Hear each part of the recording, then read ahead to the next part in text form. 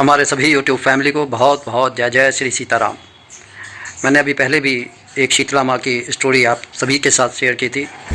ये भी एक शीतला माता की कथा है जो काफ़ी पुरानी है, तो वो आपके साथ शेयर कर रहा हूँ कि एक बार शीतला माता ने मन में विचार किया कि आज मैं स्वयं धरती पर जाकर देखूँ कि कौन मेरी पूजा करता है और कौन मुझे मानता है। यही सोचकर शीतला माता धरती पर राजस्थान के डुंगरी गांव में आईं। वहाँ आकर उन्होंने देखा कि इस गांव में ना तो उनका कोई मंदिर है और ना ही कोई उनकी पूजा होती है। शीतला माता गांव की गलियों में घूम रही थीं। तभी एक मकान की छत से किसी ने चावल का उबला हुआ पानी जो मांड होता है नीचे फेंक दिया। वह खोलता हुआ पानी शीतला माता के ऊपर गिरा, जिससे उनके शरीर पर छाले पड़ गए और पूरे शरीर में भयंकर जलन होने लगी। शीतला माता इधर उधर भागते हुए चिल्लाने लगीं, हाय मैं जल गई, मेरा शरीर तप रहा है, कोई तो मेरी सहायता करो। परंतु उस गांव में किसी ने उनकी सहायता नहीं की। उसी समय अपने घर के बाहर एक कुम्हारन बैठी हुई दिखी। उसने देखा कि एक बूढ़ी माई बहुत बुरी तरह जल गई है, उसके पूरे शरीर पर छाले पड़ गए हैं और वह जलन को सहन नहीं कर पा रही है। तब कुम्हारन ने करुणा से कहा, माँ आप यहाँ आकर बैठ जाइए, मैं आपके ऊपर ठंडा पानी डालती हूँ। उस कुम्हारन ने बूढ़ी माई के शरीर पर खूब ठंडा पानी डाला और फिर बोली, माँ मेरे घर में रात की बनी हुई राबड़ी और थोड़ी दही रखी है, आप दही राबड़ी खा लीजिए। जब बूढ़ी माई ने ठंडी ज्वार के आटे की राबड़ी और दही को खाया तो उनके शरीर को ठंडक मिली। अब कुम्हारन बोली कि माँ आपके बाल बिखरे हुए हैं, आइए मैं आपकी चोटी गूंथ देती हूँ। जब वह कंघी कर रही थी तभी उसकी दृष्टि बूढ़ी माई के सिर के पीछे पड़ी।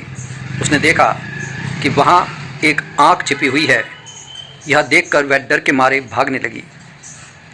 तभी बूढ़ी माई ने कहा कि रुक जा बेटी, डर मत, मैं कोई भूत प्रेत नहीं हूँ, मैं शीतला देवी हूँ।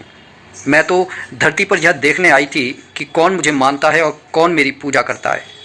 इतना कहते ही माता अपने वास्तविक रूप में प्रकट हो गईं, 4 भुजाओं वाली, हीरे जवाहरात के आभूषण धारण किए हुए और सिर पर स्वर्ण मुकुट लगाए हुए। माता के दर्शन कर कुम्हारन सोचने लगी कि अब वह इस माता को कहाँ बैठाए, क्योंकि वह बहुत गरीब थी, दरिद्र थी। माता ने उसके मन की बात जान ली और बोली, बेटी तू किस सोच में पड़ गई है। कुम्हारन ने हाथ जोड़कर आंखों में आंसू भरते हुए कहा, माँ मेरे घर में चारों ओर दरिद्रता फैली हुई है, न मेरे पास चौकी है न बैठने का आसन, मैं आपको कहाँ बैठाऊँ।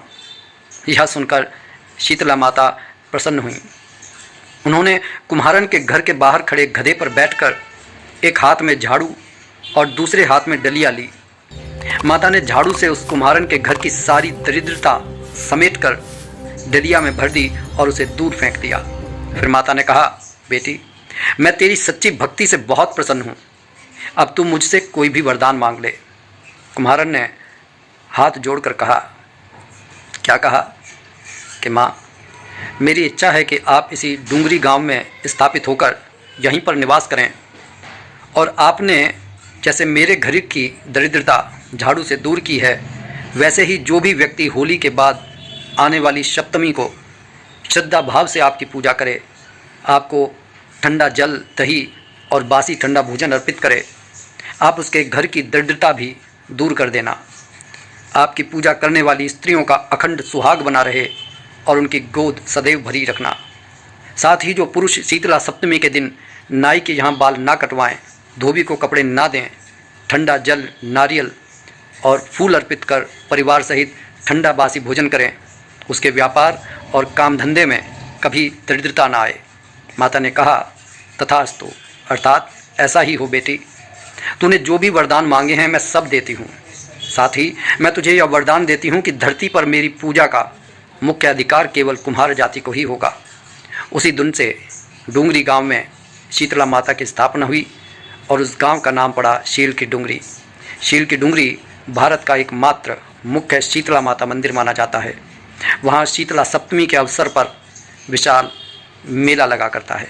कहा जाता है कि इस कथा का पाठ करने से घर की दरिद्रता का नाश हो जाता है और सभी मनोकामनाएं पूर्ण होती हैं। बोलिए जय जय श्री सीताराम।